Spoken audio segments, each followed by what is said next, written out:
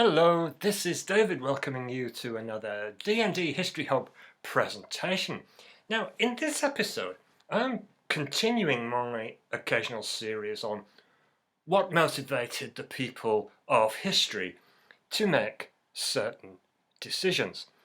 I have to thank a viewer, and that's Hayley from York in Northern England for my topic today. Hi, Hayley. Hayley has asked me a great question. And it's this: why did Richard III decide to fight the Battle of Bosworth Field, which took place on August the 22nd, 1485? And it's a great question because this was an incredibly significant battle that brought to an end one dynasty and inaugurated another. I suspect that Hayley may have some sympathies for King Richard, who was very fond of York and the north of England generally, and he's still regarded with some warmth in that part of the world. Now, Richard, the King of England, was killed and his army defeated in that last battle of the Wars of the Roses. This brought to an end the English royal house of Plantagenet, whose kings had reigned in England since 1154, and the victor, Henry Tudor, inaugurated the Tudor dynastic reign as King Henry VII, and all the Yorkists can boo now.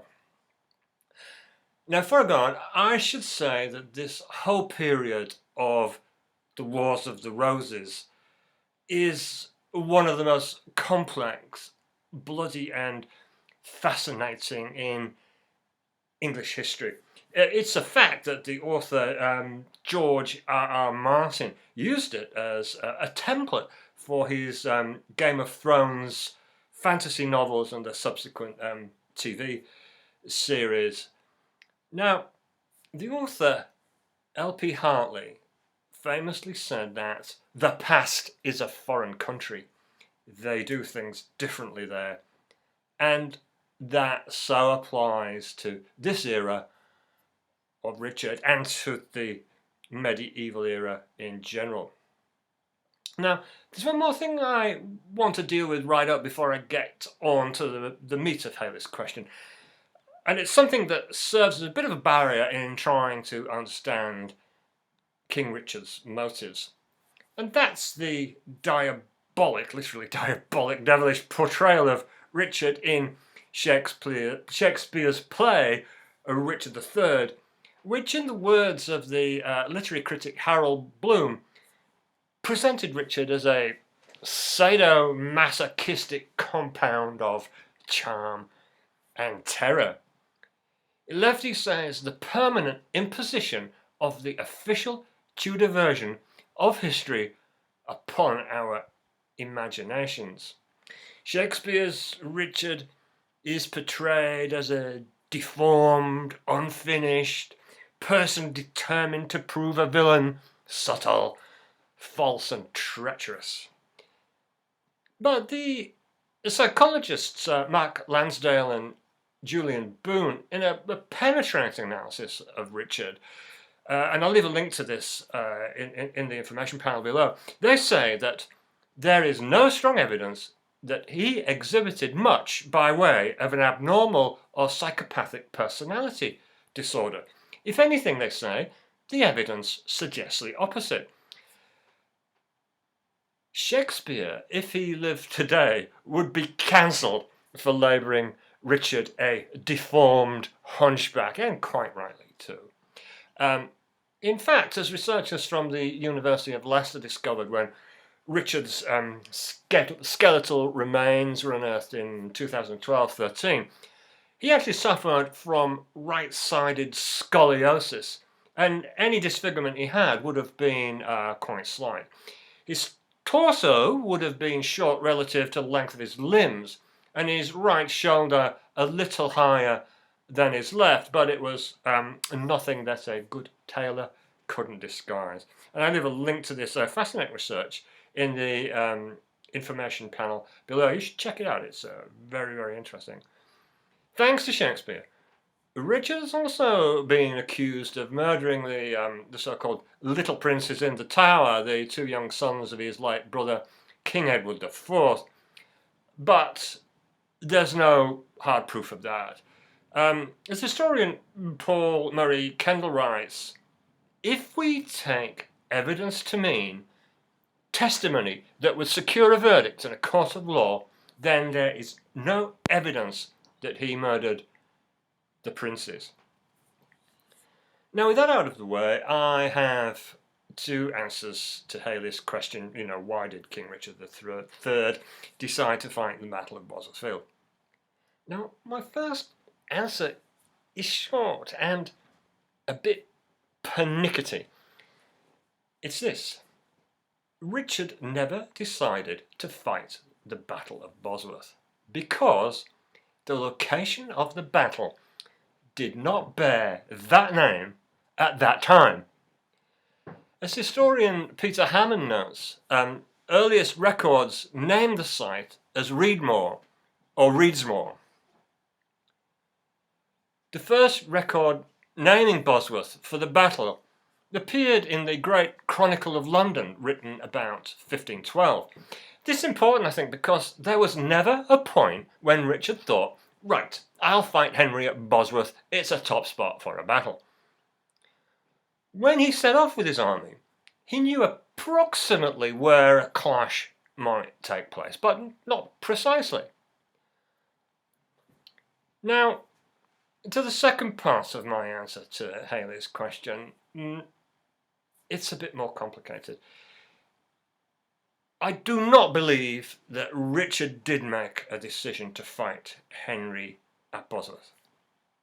Now, the Cambridge English Dictionary defines the word decision as a choice that you make about something after thinking about several possibilities.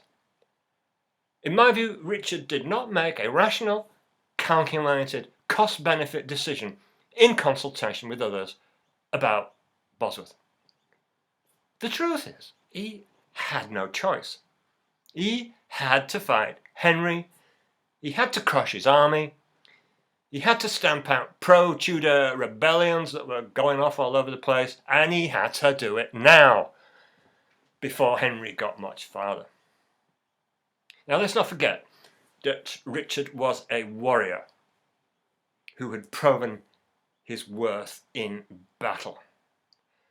For him and his contemporaries, battles were simply politics by other means. Richard had actually fought with courage and great effectiveness alongside his handsome and rakish brother Edward IV in the Wars of the Roses, particularly standing out at the battles of Burne and Tewkesbury. And at that stage, Richard was titled the Duke of Gloucester.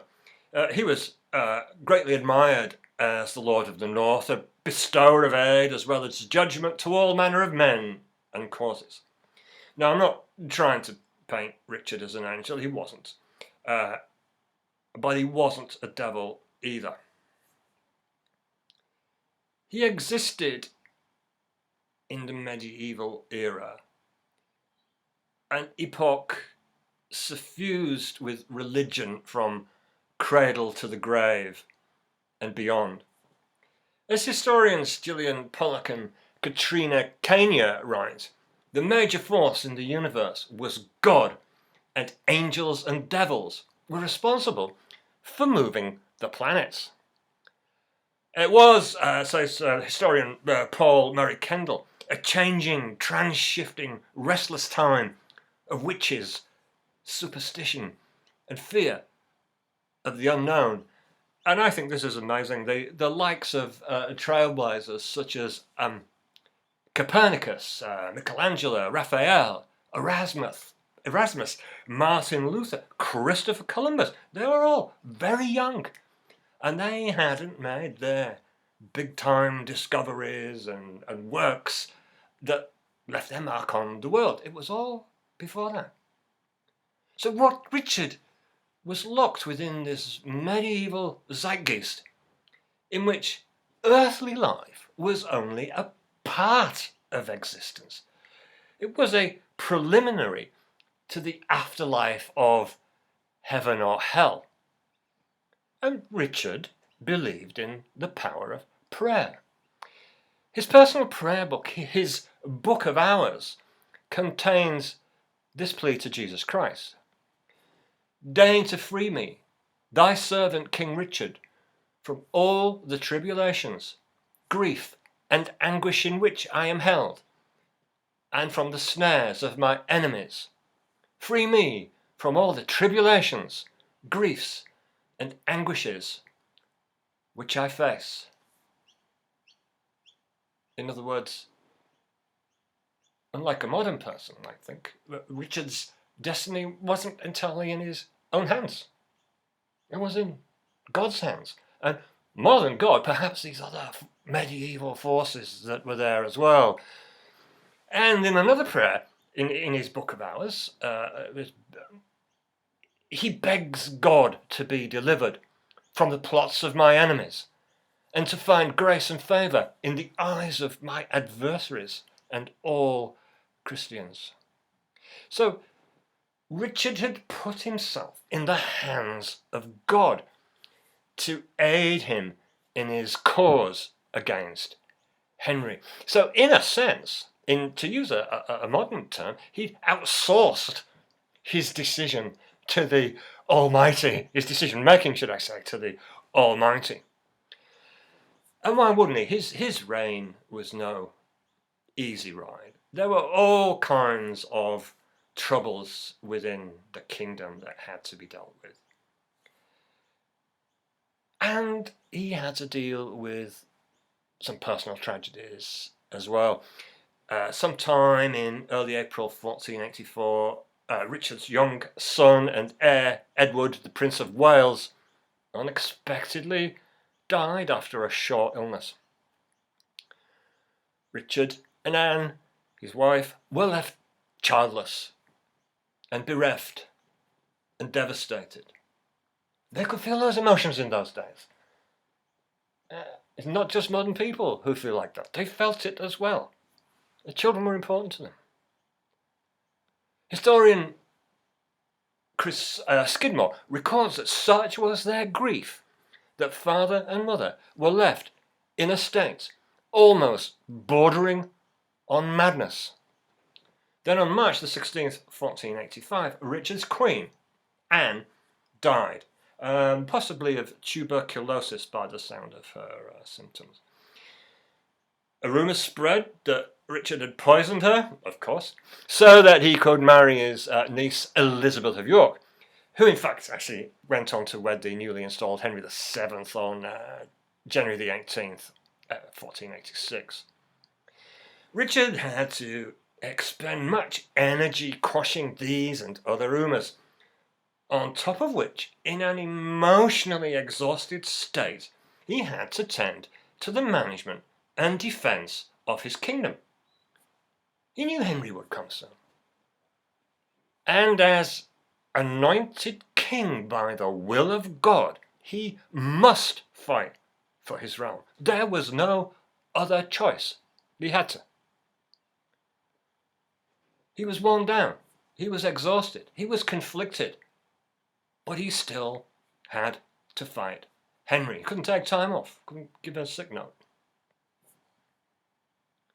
And so given who he was, and when and where he was, there was really nothing for Richard to decide.